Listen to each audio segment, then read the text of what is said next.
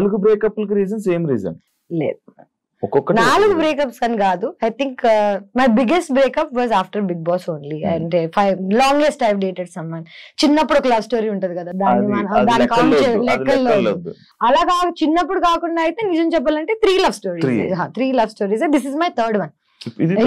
చిన్నప్పుడు ఏం తెలియని ఏజ్ లో ఒకటి, దాని తర్వాత second one was the biggest, longest 6 years 5 years చేసి ఆల్మోస్ట్ పెళ్లి చేసుకుందామని అనుకుని, దాని తర్వాత వాళ్ళు మళ్ళీ.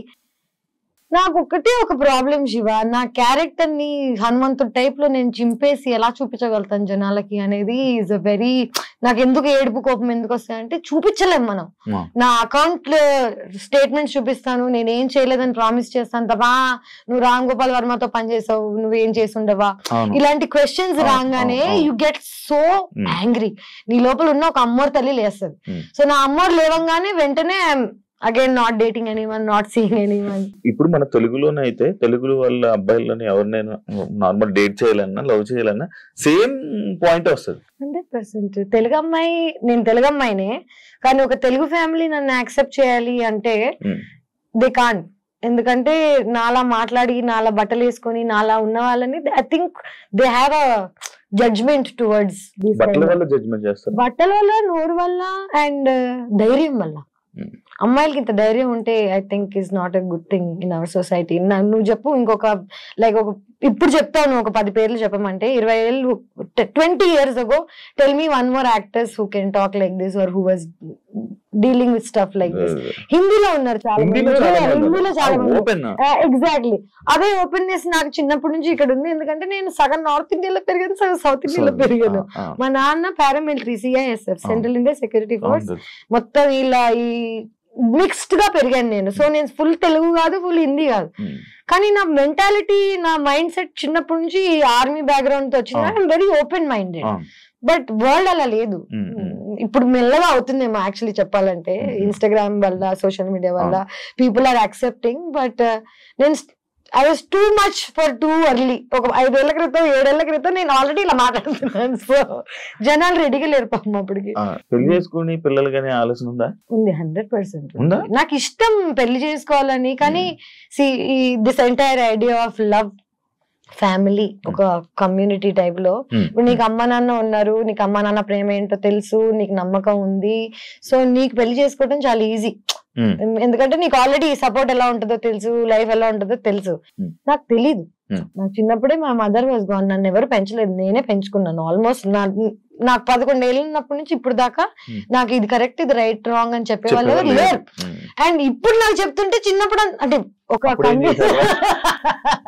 అంటే అప్పుడు పబ్లిక్ గా లేను అనుకో, బట్ ఇప్పుడు వచ్చి చెప్పినా రాట్లేగా ఎవరు చెప్పకండి అంటాను. కానీ నిజంగా అన్ని అడ్వైసెస్ తీసుకుంటాను నేను, అందరు చెప్పింది వింటూనే ఉన్నాను నా లైఫ్ లాంగ్.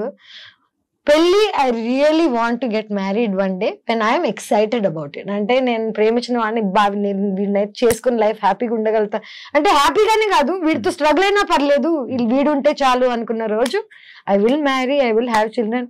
అయితే నెక్స్ట్ ఇయర్ అయిపోవచ్చు, లేకపోతే 10 years పట్టచ్చు, యు నెవర్ నో. సో ఇంకా 10 years బాబు నార్మల్ లేదంటే ఎప్పుడు రావాలని ఉంది.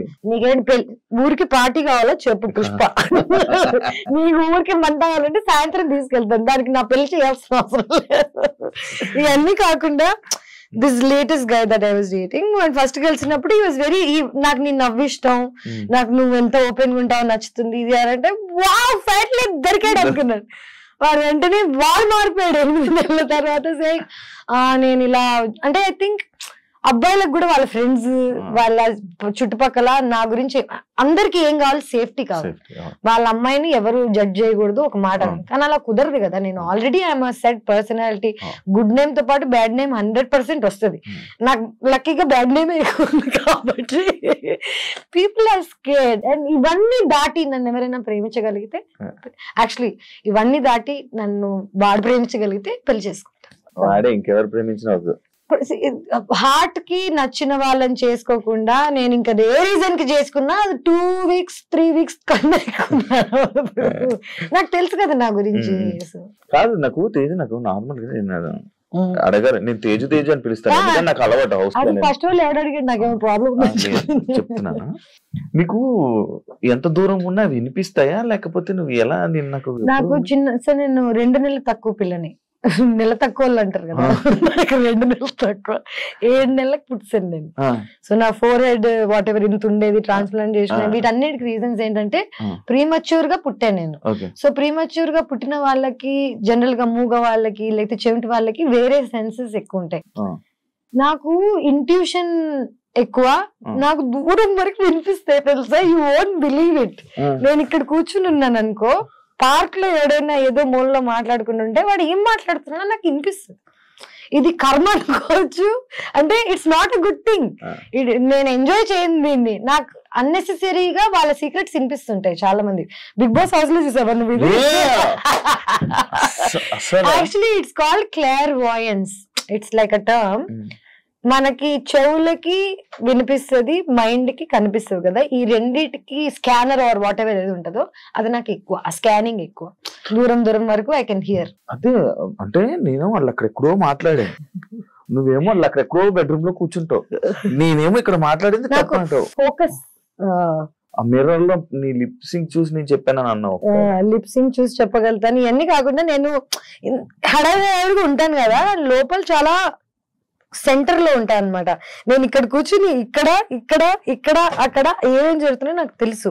ఇవన్నీ నేను కావాలని తెలుసుకున్నావు కాదు, నాకు ఆటోమేటిక్ గా తెలిసిపోతాయి అంతే. నాకు అన్ని తెలిసిపోతాయి అంతే. అమ్మాయి డైలాగ్ ఉందా, నేను ఇప్పుడు ఏదో అనుకుంటున్నా చెప్పాను, ట్రై చేయొచ్చు యాక్చువల్లీ. కానీ మళ్ళీ నన్ను ఇప్పుడు ప్రాడిజీ టైప్ లో నన్ను తేజస్విని పిలవండి, ఆ అమ్మాయి చెప్తుంది ఫ్యూచర్ టైప్ లో కాకుండా, నేను జనరల్ గా జనాలని నీలో నన్నే చూసుకుంటాను అనమాట. సో నా ఈజీ ఫర్ మీ, నువ్వేం ఆలోచిస్తున్నావు, నువ్వు ఏ సిచ్యువేషన్ లో ఉన్నావు. బిగ్ బాస్ లో ఏంటి అందరు కకృతిగాలి కదా, ఎవడేం ఆలోచిస్తున్నాడు తెలుస్తుంది మనకు ఆల్రెడీ, ఎవడేం ప్లాన్ చేస్తున్నాడు. సో ఒక ఆ ఐడియా ఉన్నప్పుడు ఈజీ టు అండర్స్టాండ్. బట్ ఇప్పుడు ట్రై పర్లేదు, కెన్ ట్రై.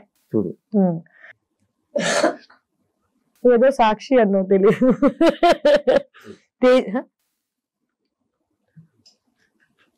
తేజస్వి వాళ్ళే సాక్ష్యం బొంగు అన్న. లేదు, ఇప్పుడు నువ్వు బాగా లిప్ యూజ్ చేయకుండా మాట్లాడడం నేర్చుకున్నట్టున్నావు.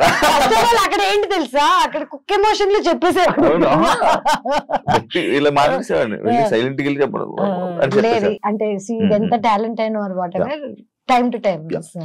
ఐస్ క్రీమ్ వల్లే తేజుకి ఎఫెక్ట్ అయ్యిందంటే యాక్సెప్ట్ చేస్తారా? నేను ఏది యాక్సెప్ట్ చేయను ఫస్ట్ ఆఫ్ ఆల్. ఎందుకంటే ఇదంతా జనాల పర్సెప్షన్. ఎవరికి నా అవసరం, నా ఏజ్, నా టైం, నా ఇన్నసెన్స్ తెలీదు. నీకు 21 years ఉండగా నువ్వు ఫస్ట్ మూవీ మహేష్ బాబు, వెంకటేష్, సమంత ఎంత పెద్ద క్రూతో చేసావు. Second movie heart attack, Spain కి వెళ్ళి షూట్ చేశాను. Third movie Kerintha. Fourth movie Ram Gopal Varma నిన్ను యాక్ట్రెస్ చేస్తాడంటే, చిన్నప్పటి నుంచి రంగీలా గింగిలా చూసిన అమ్మాయిని నేను, నా లైఫ్ మారిపోతుంది అనుకుంటానా అనుకున్నా. అది ఇలా మారుతుంది అనుకోలేదు. కానీ good or bad, it was an experience for me. And Ram Gopal Varma లాంటి మనిషితో పనిచేసి ఇంకా ఇన్ని సంవత్సరాలు నేను సర్వైవ్ అవుతున్నానంటే అది నా టాలెంట్ అనే చెప్పుకోవాలి. అండ్ ఆయన he was a genius at one point of time. ఇప్పుడు ఎవరు ఒప్పుకోరేమో because of whatever is happening. Social media అని కాదు, ఆయనే మారిపోయారు. ఆయన పర్సనాలిటీగా ఎవరికి తెలియనప్పుడు, డైరెక్టర్ గా తెలిసినప్పుడు ఎవ్రీబడి రెస్పెక్టెడ్ హిమ్. ఇప్పుడు ఆయన పర్సనాలిటీ బయటకు రాగానే nobody is respecting the work he's done, but his work is still the best work that there is. రక్త చరిత్ర, కొన్ని మూవీస్, శివ నీ పేరు సో శివ ఇప్పటికీ their legendary movies. You fail అయినందుకు ఆర్టిస్ట్ అసలు యూజ్లెస్ అని అనుకోవడం తప్పు. నేనేమంటానంటే ఒకప్పుడు సక్సెస్ఫుల్ అయ్యాడు. అదే తేజస్వి 30 ఏళ్ల క్రితం పుట్టుండి రామ్ గోపాల్ వర్మతో పనిచేసి ఉంటే it would be a different story. నేను నవదీప్ ఇద్దరం వెళ్ళి we believed in him, we worked, didn't work out. Okay, కానీ నిజం చెప్పాలంటే నన్ను జడ్జ్ చేయడానికి 90% దట్ వాజ్ ద రీజన్. ఎందుకంటే ఆయన ఒక ఇది రిలీజ్ చేశాను, నేను సినిమాలో న్యూడ్ అయ్యానని. ఒకవేళ సినిమాలో న్యూడ్ అయినా థియేటర్ లో వేయలేం కదా, సెన్సార్ కదా. జనాలకి న్యూడిటీ బట్టలు తిప్పేస్తున్నావు ఇట్లాంటివి నువ్వు చెప్తే వెంటనే సో ఇది రామ్ గోపాల్ వర్మ చిన్నప్పుడే క్యాచ్ చేశాడు. ఆయన ఏం చేశాడు, ఆయనకి జనాన్ని ఎలా షేక్ చేయాలో తెలుసు, ఆయన షేక్ చేశాడు. నన్ను మధ్యలో పెట్టుకుని షేక్ చేసినందుకు వల్ల నేను యాజ్ అ పర్సనాలిటీ నేను ఈ రోజు ఇంత స్ట్రాంగ్ అయ్యానంటే నేను చిన్నప్పుడే అది ఎదుర్కోవడం వల్ల. నేను ఇప్పటికీ నేను చేసిన వాళ్ళలో ఏది తప్పు అనుకోను, ఏది ఆ స్టెప్స్ లేకపోతే ఈ రోజు నేను ఇలా అయ్యేది. అదే యాక్చువల్లీ ఐస్ క్రీమ్ అనే సినిమా లేకపోతే తేజస్వి లైఫ్ వేరేలా ఉండేది. అబ్సల్యూట్లీ వేరేలా ఉండేది. కానీ ఎవరికి తెలుసు, ఎవడు బతికాడు.